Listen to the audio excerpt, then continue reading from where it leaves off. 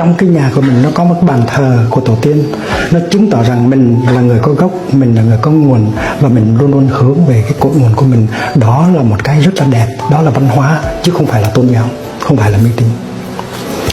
Khi mỗi ngày mà mình tới bàn thờ tổ tiên, mình lấy cái chổi mình lau bụi, hay là mình đốt một cây hương để mình cắm vào cái bát hương, cái đó có người có thể nói rằng cái đó là mê tín, nhưng mà theo tôi cái đó nó rất là khoa học.